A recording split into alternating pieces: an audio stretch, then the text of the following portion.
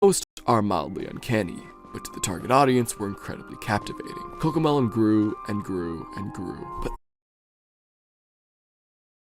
almost in the shadows, since many YouTube users weren't aware of what babies are watching. However, something big changed when in 2019, PewDiePie realized that CoComelon would soon surpass him in subscribers, which led him and his fans to joke about having another subscriber war against the children entertainment giant. Around this time, wider audiences started to realize the growth of this channel and how seemingly captivated young children seem to be by it. And to be clear, this channel is absolutely huge. As of 2023, they have 33 videos with over 1 billion views. But why? Why does this channel in particular have so much success? There are hundreds and thousands of YouTube channels who do the same thing. Hell, who do it even better. But why does CoComelon captivate so many young people? Unfortunately, the answer isn't that they just have the best quality around. You may have seen this coming already, but CoComelon takes advantage of its young viewers in a very similar way that LankyBox style channels do as well.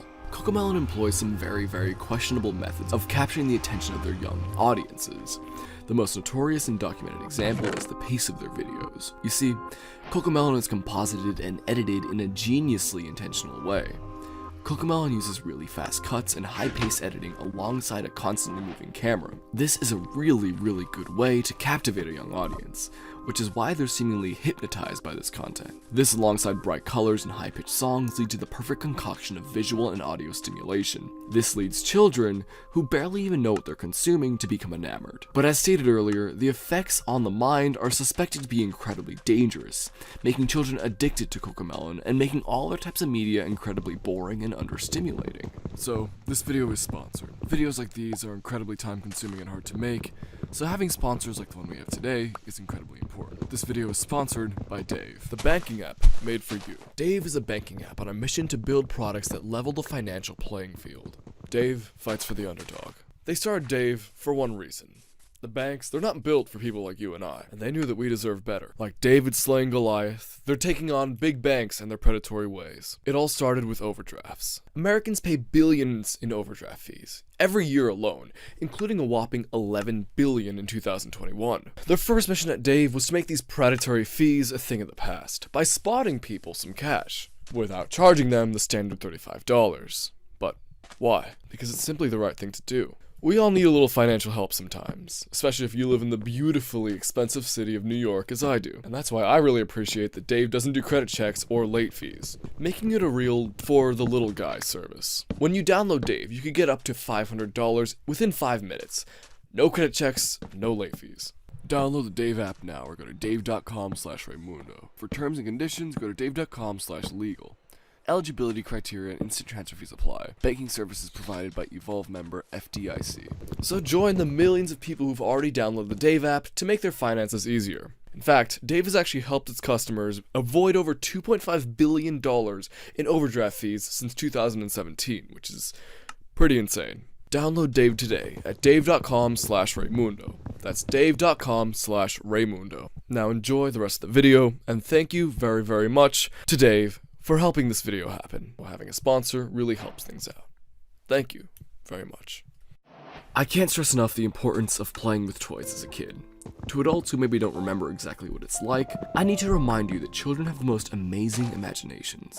You can give a kid a couple of cool toys to play with and they'll create these vast, incredible stories spanning months or even years of play. Incredible battles of good versus evil that an adult could never think of. This is an incredibly important thing for kids as it lets them be creative and entertain themselves without the need for ultra-stimulating digital content. This is how it's been for all of history. Now, I don't want to sound like some old guy shaking his fist saying all the problems of the world are thanks to that damn phone, but that's not exactly wrong. The prospect of a child not having as much interest in creating their own stories and playing with their toys or playing with imagination and friends is genuinely scary and heartbreaking to me. I could talk at length about how kids shouldn't have smartphone technology until they're at least 13, but I feel as though that's a topic for another video. But if there are any parents watching wondering whether or not you should get your kid a smartphone, I highly warn against it. I personally had a flip phone until I was 16 years old. And despite being made fun of at times and wishing that I had a smartphone, I am so very glad that I grew up without having a smartphone on me at all times. And your kids will thank you if you decide to do the same thing. To grow up not addicted to something that you have constant stimulation on is an incredibly important thing. Despite my teenage years being in the 2010s, I lived it using 2000s technology. Flip phone, and a 2005 iPod for my music, and sometimes I'd bring around a 3DS if I wanted to play a game, and that was it. And honestly, it was great. You may be skeptical about the truth of any of this. You may think that the next generation is going to be perfectly fine, and of course, lots of kids will be. Many Gen Alpha kids will go on to live very fulfilling and great lives and achieve many incredible things in life, as would be for any generation. They will also go on to be the most technologically gifted generation we've ever had. However, a disturbing trend has arose that has been worrying teachers across the country. Generation Alpha is having a really hard time in school, and as reported by many teachers, they're falling behind, majorly.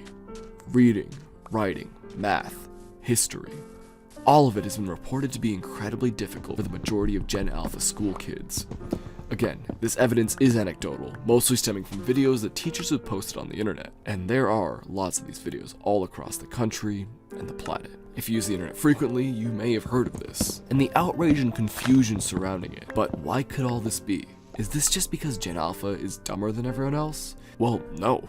Not at all. This generation is just in an incredibly hard place to be. The world is more divided than ever. Many lack a sense of community completely, and the American school system is fundamentally flawed, and that fact is being shown more and more every single day. But even then, Generation Z also had to go through a lot of these things, and many are still going through this terrible school system. But even then, these kids still had a better time. So what is the problem? Well, honestly, it's a lot of different things. But generally, the state of the world and society and the introduction of widespread internet usage and technology go hand in hand. Just imagine growing up as a kid in these years.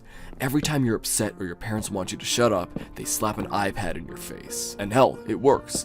There's nothing that your toys or traditional TV can do that can make you feel nearly as good and captivated as the iPad. Your parents are millennials, so as teenagers, they likely had a lot of access to the internet and early smartphones.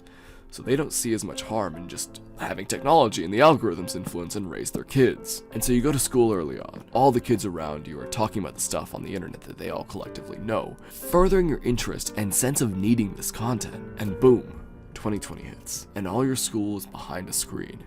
You have no choice but to just sit there through boring, mind-melting Zoom classes where you barely pay attention and come out exhausted. Any social life that you had before is gone, replaced with another screen. But developing a brain requires much more than that to stay afloat and stay healthily challenged and stimulated. After a year and a half passes, you finally get to go back into the real world, but it's not the same. Your friends have changed, society has changed, fear is widespread. The world that you knew for your entire life is gone.